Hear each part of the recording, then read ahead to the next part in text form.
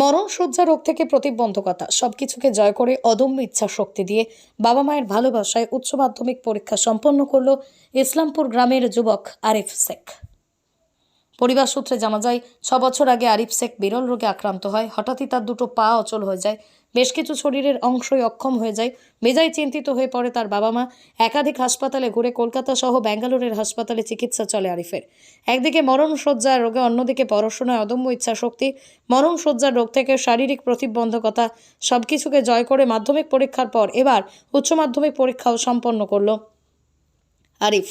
বুধবার শেষ হলো উচ্চ মাধ্যমিক পরীক্ষা। মাধ্যমিক পরীক্ষায় 51% নম্বর পেয়েছিলেন। উচ্চ মাধ্যমিকেও ভালো পার্সেন্টেজ নম্বর পাওয়ার আশা ছিল আরিফের অদম্য সাহস, ইচ্ছা শক্তিকে কুর্নিশ জানিয়েছে শিক্ষক মহল থেকে বিশিষ্ট মহল।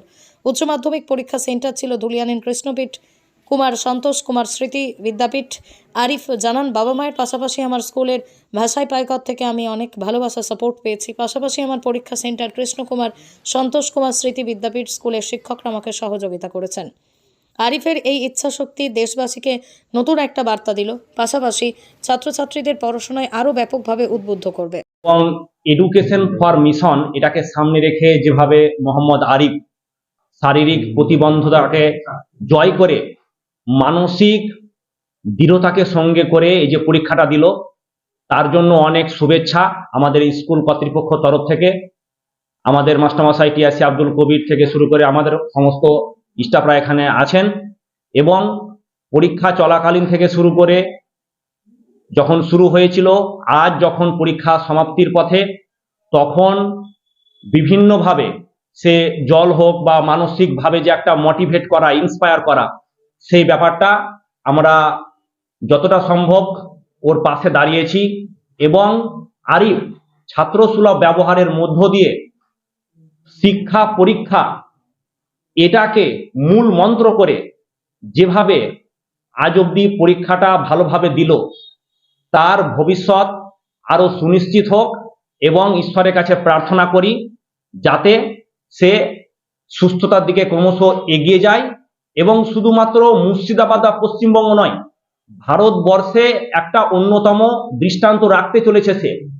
আমরা বিগত দিনে হেলেন কেলার শুনেছি, আরো অন্যান্য প্রতিভাবান ব্যক্তিদেরকে তাদের যে জীবন সংগ্রামটা এগিয়ে নিয়ে গেছে সেটা শুনেছি। আরিফ এই শামশেরগঞ্জ ব্লক থেকে, মুর্শিদাবাদ থেকে এমনই একজন আইকনিক স্টুডেন্ট। তার জন্য অনেক শুভেচ্ছা, এবং এই বার্তা দেব যে ছাত্রানাং অধ্যয়নং তপ, সেই অধ্যয়ন পড়াশোনাটা সার্বিকভাবে চালিয়ে যেতে হবে, তাতে শারীরিক বা মানসিক প্রতিবন্ধকতা কখনো প্রতিবন্ধক হয়ে দাঁড়ায় না। নমস্কার, আমি শঙ্কর পাল, এই স্কুলের অ্যাসিস্ট্যান্ট টিচার, আমার সাবজেক্ট ইংলিশ। পরীক্ষা তো পড়াশোনা তো চালাতেই হবে, না তো বন্ধ করা যাবে না, যাই হোক সেটা। তো পরীক্ষা দিলাম, যে কষ্ট করে হলেও পরীক্ষাটা ভালোই হলো মোটামুটি। তো দেখা যাক কি হচ্ছে এবার। এই যে একটা বড় রোগে আক্রান্ত তুমি, তা সত্ত্বেও তুমি পরীক্ষা দিলে, ভারতবাসীর জন্য একটা অনুপ্রেরণা হয়ে দাঁড়িয়েছে। কি বলবে তুমি সমাজকে? পড়াশোনা কখনোই বন্ধ করা যায় না, সে যেই অবস্থায় হোক না কেন। পড়াশোনাটা মানুষের সবচাইতে গুরুত্বপূর্ণ জিনিস, যেটা ছাত্রদের পক্ষে, সবার পক্ষেই। তাই পরে মাধ্যমিকও দিয়েছিলাম এই অবস্থায়, আবার এইচএসসি দিলাম। তো প্রথম দিকে শরীরটা আমার খারাপ ছিল, এখন শরীরটা অবশ্য ভালোই আছে। তো ভালোই লাগলো পরীক্ষা দিতে। কবে তুমি জানতে পেরেছিলে যে তোমাদের রোগ হয়েছে আজ থেকে পাঁচ বছর আগে। হ্যাঁ, 5 থেকে 6 বছর আগে। এখন কি অবস্থায় রয়েছে? এখনো, আগে তো পুরো শরীরটাই ড্যামেজ ছিল, এখন অনেকটা ঠিক হয়েছে। তবুও হাঁটাচলা করতে গেলে মানে সাপোর্ট নিয়ে করতে হয়, বা দুজন সাপোর্টে থাকে।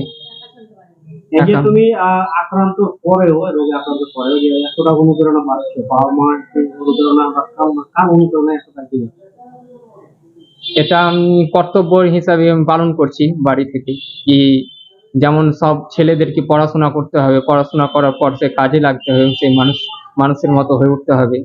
তার জন্যই আমি এটা হাল এখনো ছেড়ে দিই। বন্ধু বা পরিবার থেকে বলেনি না, পরিবার আমাকে যথেষ্ট সাহায্য করেছে। হ্যাঁ সাপোর্ট করেছে এবং সব দিক দিয়ে আমাকে সাহায্য করেছে পরিবার। কি কোথায় বাড়ি? আমার বাড়ি ইসলামপুর, কোন স্কুলে পড়াশোনা করছো? ভাষা বাইকর হাই স্কুল, আর এখন কোন স্কুলে পরীক্ষা দিচ্ছ?